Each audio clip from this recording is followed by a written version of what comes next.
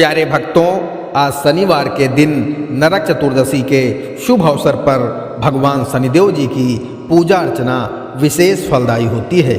आज हम आपको शनिदेव महाराज का जो मंत्र सुनाने वाले हैं, उस मंत्र के नियमित जाप या श्रवण करने से भक्त के जीवन में कभी किसी प्रकार का दुख नहीं आता है। भक्त का जीवन सुखमय व निरोगी रहता है। प्यारे भक्तों, आज के दिन भगवान श्री कृष्ण जी ने नरकासुर नाम के राक्षस का वध करके 16,000 से अधिक कन्याओं को उसके बंदी गृह से मुक्त कराया था। इसलिए नरक चतुर्दशी का पर्व मनाया जाता है। प्यारे भक्तों, शनिदेव महाराज ही कलयुग के ऐसे देवता हैं जो भक्त के ऊपर बहुत जल्दी प्रसन्न होकर भक्त के ऊपर हमेशा अपनी कृपा दृष्टि बनाए रखते हैं। यानी भक्त कभी भी धन से जुड़ी हुई समस्याओं से पीड़ित नहीं होता है। भक्त का भंडार हमेशा धन धान्य से भरा रहता है। प्यारे भक्तों, आइए भगवान शनिदेव जी का यह दिव्य मंत्र सच्चे मन से कम 108 बार सुन लेते हैं। लेकिन उससे पहले सभी भक्तों से एक छोटा सा निवेदन है, वीडियो पसंद आए तो दिल से एक लाइक करिएगा और इसी तरह के कल्याणकारी वीडियो आगे भी देखने के लिए हमारे चैनल मंत्र का ज्ञान को सब्सक्राइब करके कमेंट में जय शनिदेव महाराज जरूर लिखें। मंत्र इस प्रकार है। ओम नीलांजन समाभासम रविपुत्रम यमाग्रजम छायामार्तंड संभूतम तम नमामि शनैश्चरम। ओम नीलांजन समाभासम रविपुत्रम यमाग्रजम छायामार्तंडे संभूतम तम नमामि शनैश्चरम। ओम नीलांजन समाभासम रविपुत्रम यमाग्रजम छायामार्तंडे संभूतम तम नमामि शनैश्चरम। ओम नीलांजन समाभासम रविपुत्रम यमाग्रजम छायामार्तंडे संभूतम तम नमामि शनैश्चरम।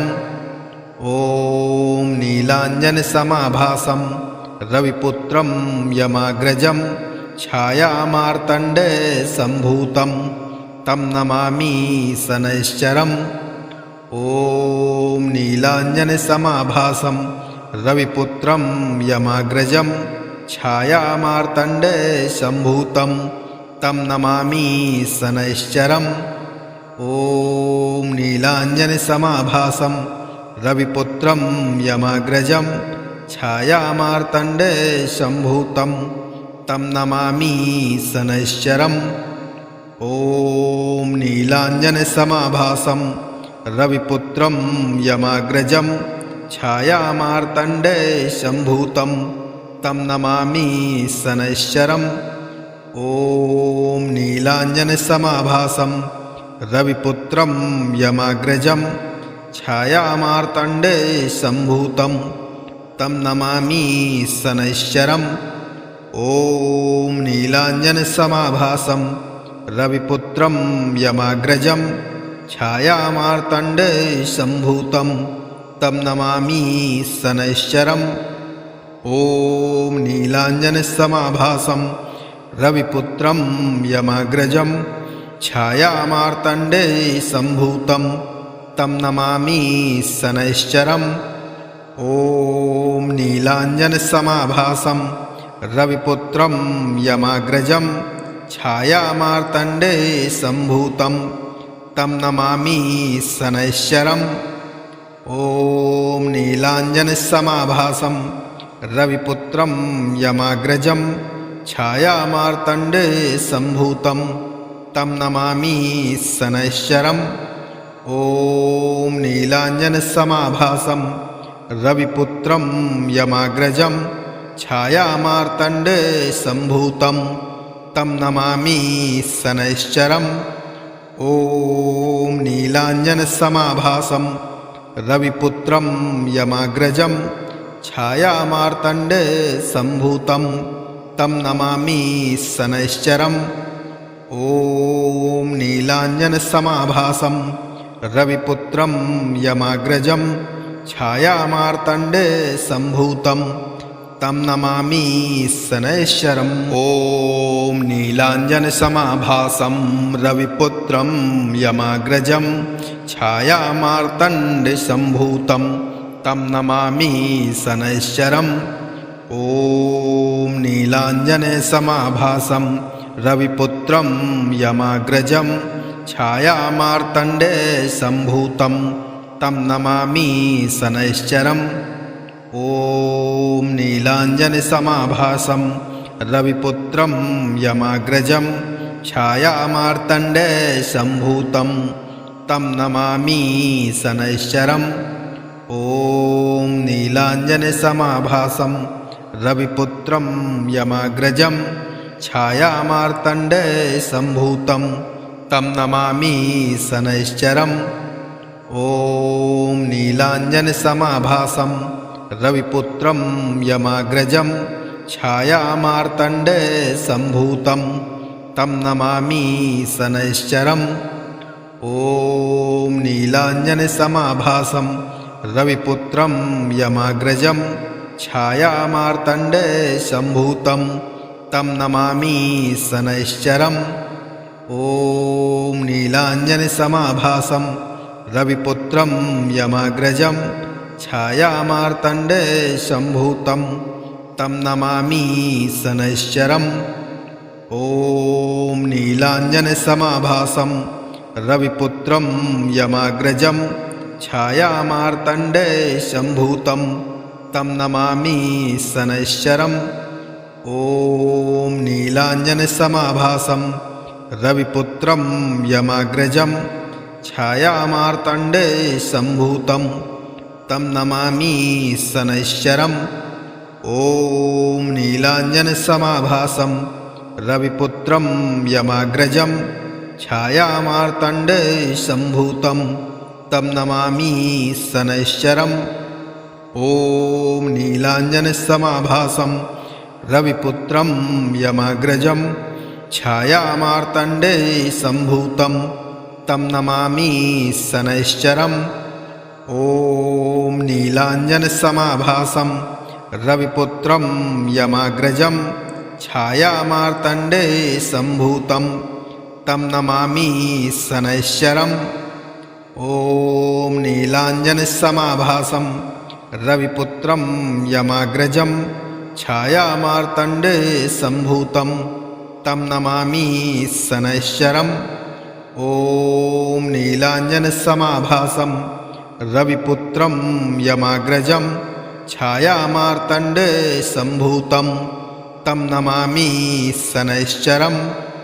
ॐ नीलाञ्जनसमाभासं रविपुत्रं यमाग्रजं छायामार्तण्डसम्भूतं तं नमामि शनैश्चरम्। ॐ नीलाञ्जनसमाभासं रविपुत्रं यमाग्रजं छायामार्तण्डसम्भूतं तं नमामि शनैश्चरम्। ॐ नीलाञ्जनसमाभासं रविपुत्रं यमाग्रजं छायामार्तण्डसम्भूतं तं नमामि शनैश्चरम्। ॐ नीलाञ्जनसमाभासं रविपुत्रं यमाग्रजं छायामार्तण्डसम्भूतं तं नमामि शनैश्चरम्। ॐ नीलाञ्जनसमाभासं रविपुत्रं यमाग्रजं छायामार्तण्डसम्भूतं तं नमामि शनैश्चरम्।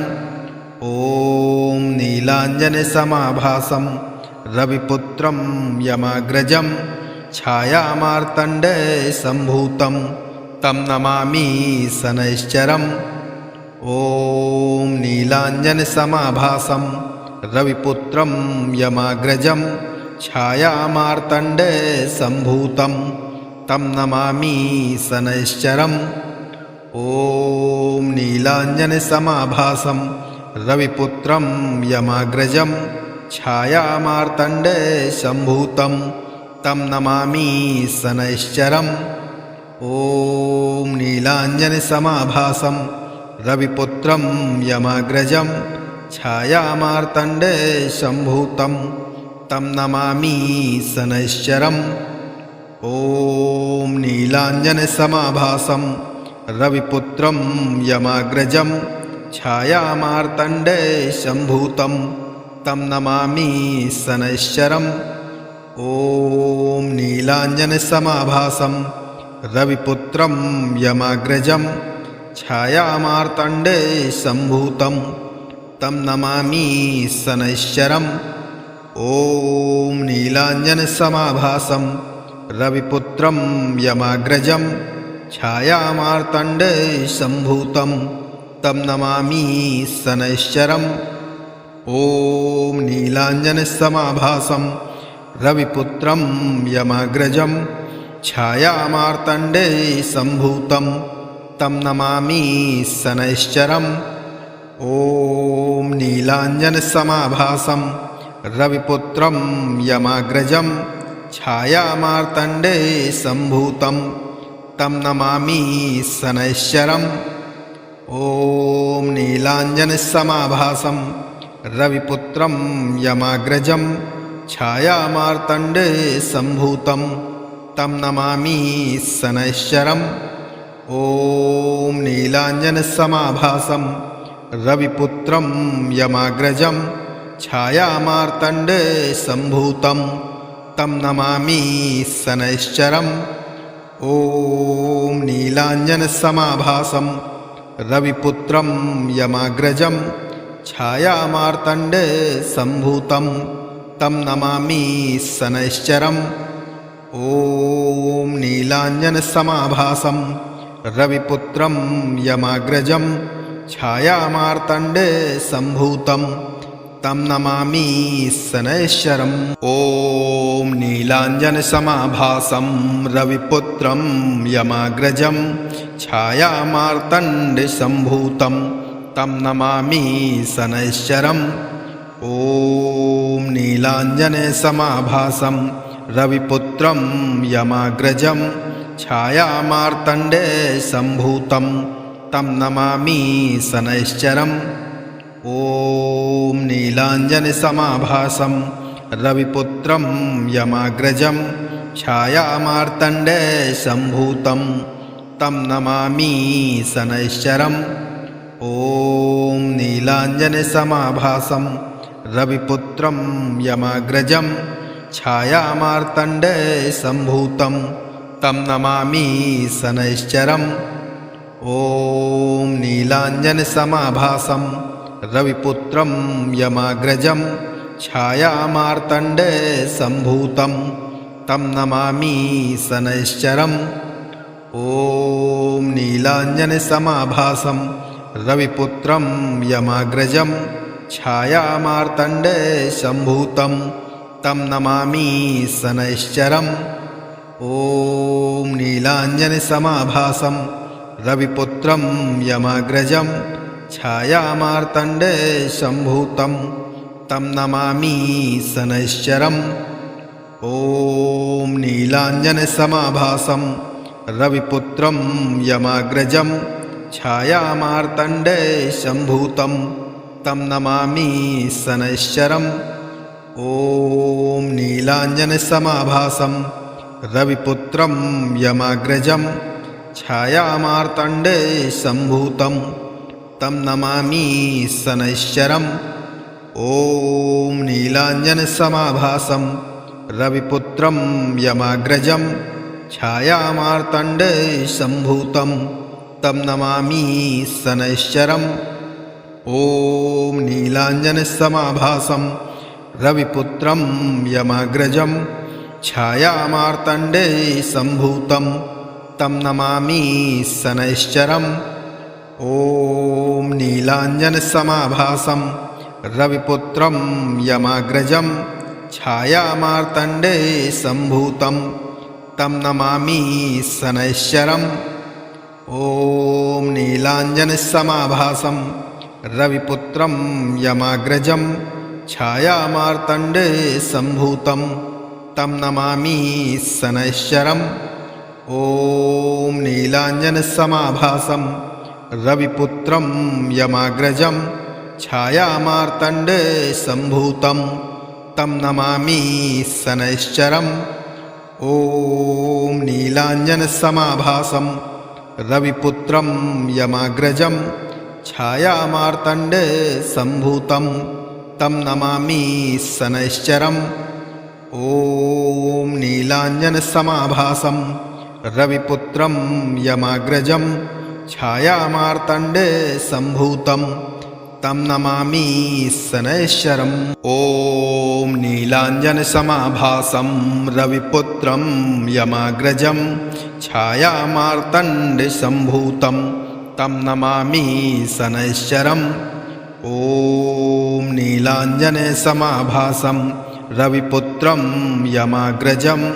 छायामार्तण्डसम्भूतं तं नमामि शनैश्चरम् ॐ नीलाञ्जनसमाभासं रविपुत्रं यमाग्रजं छायामार्तण्डसम्भूतं तं नमामि शनैश्चरम् ॐ नीलाञ्जनसमाभासं रविपुत्रं यमाग्रजं छायामार्तण्डसम्भूतं तं नमामि शनैश्चरम् ॐ नीलाञ्जनसमाभासं रविपुत्रं यमाग्रजं छायामार्तण्डसम्भूतं तं नमामि शनैश्चरम् ॐ नीलाञ्जनसमाभासं रविपुत्रं यमाग्रजं छायामार्तण्डसम्भूतं तं नमामि शनैश्चरम् ॐ नीलाञ्जनसमाभासं रविपुत्रं यमाग्रजं छायामार्तण्डसम्भूतं तं नमामि शनैश्चरम् ॐ नीलाञ्जनसमाभासं रविपुत्रं यमाग्रजं छायामार्तण्डसम्भूतं तं नमामि शनैश्चरम् ॐ नीलाञ्जनसमाभासं रविपुत्रं यमाग्रजं छायामार्तण्डसम्भूतं तं नमामि शनैश्चरम् ॐ नीलाञ्जनसमाभासं रविपुत्रं यमाग्रजं छायामार्तण्डसम्भूतं तं नमामि शनैश्चरम् ॐ नीलाञ्जनसमाभासं रविपुत्रं यमाग्रजं छायामार्तण्डसम्भूतं तं नमामि शनैश्चरम् ॐ नीलाञ्जनसमाभासं रविपुत्रं यमाग्रजं छायामार्तण्डसम्भूतं तं नमामि शनैश्चरम् ॐ नीलाञ्जनसमाभासं रविपुत्रं यमाग्रजं छायामार्तण्डसम्भूतं तं नमामि शनैश्चरम् ॐ नीलाञ्जनसमाभासं रविपुत्रं यमाग्रजं छायामार्तण्डसम्भूतं तं नमामि शनैश्चरम् ॐ नीलाञ्जनसमाभासं रविपुत्रं यमाग्रजं छायामार्तण्डसम्भूतं तं नमामि शनैश्चरम् ॐ नीलाञ्जनसमाभासं रविपुत्रं यमाग्रजं छायामार्तण्डसम्भूतं तं नमामि शनैश्चरम् ॐ नीलाञ्जनसमाभासं रविपुत्रं यमाग्रजं छायामार्तण्डसम्भूतं तं नमामि शनैश्चरम् ॐ नीलाञ्जनसमाभासं रविपुत्रं यमाग्रजं छायामार्तण्डसम्भूतं तं नमामि शनैश्चरम् ॐ नीलाञ्जनसमाभासं रविपुत्रं यमाग्रजं छायामार्तण्डसम्भूतं तं नमामि शनैश्चरम् ॐ नीलाञ्जनसमाभासं रविपुत्रं यमाग्रजं छायामार्तण्डसम्भूतं तं नमामि शनैश्चरम् ॐ नीलाञ्जनसमाभासं रविपुत्रं यमाग्रजं छायामार्तण्डसम्भूतं तं नमामि शनैश्चरम्।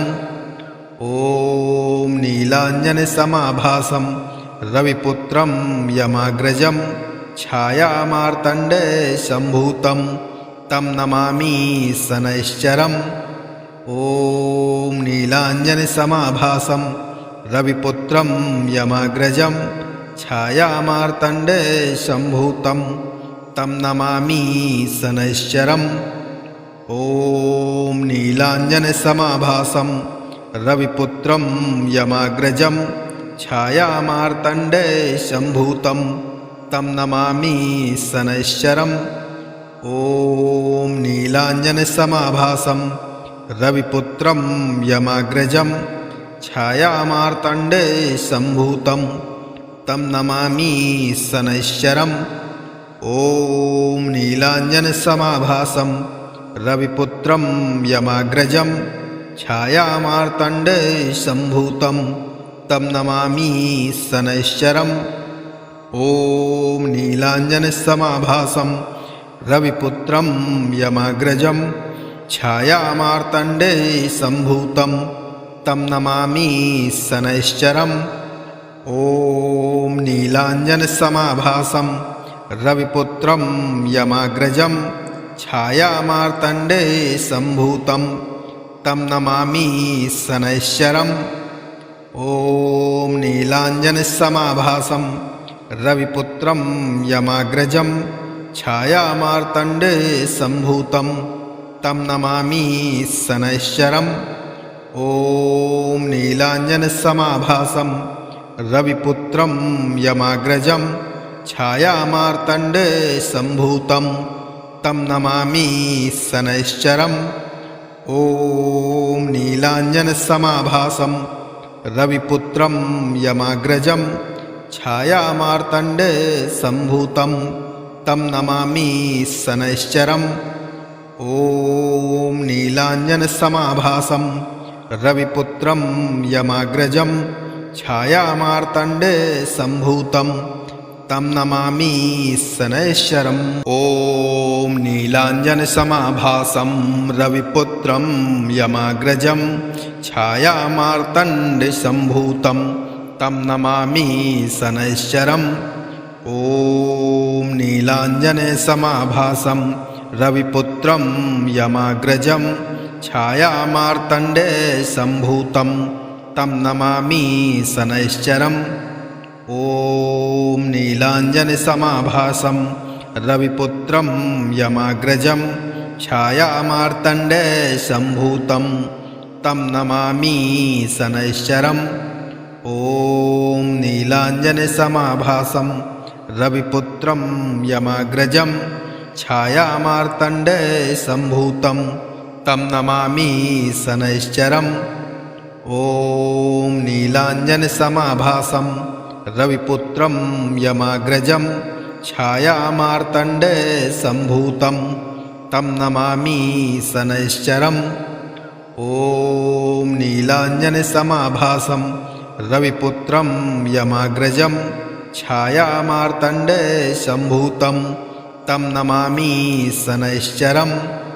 ॐ नीलाञ्जनसमाभासं रविपुत्रं यमाग्रजं छायामार्तण्डसम्भूतं तं नमामि शनैश्चरम्।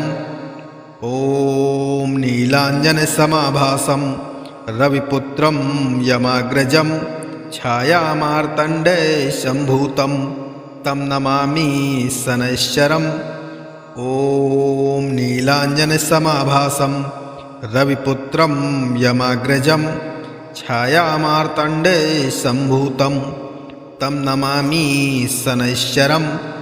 ॐ नीलाञ्जनसमाभासं रविपुत्रं यमाग्रजं छायामार्तण्डसम्भूतं तं नमामि शनैश्चरम्। ॐ नीलाञ्जनसमाभासं रविपुत्रं यमाग्रजं छायामार्तण्डसम्भूतं तं नमामि शनैश्चरम्। ॐ नीलाञ्जनसमाभासं रविपुत्रं यमाग्रजं छायामार्तण्डसम्भूतं तं नमामि शनैश्चरम्।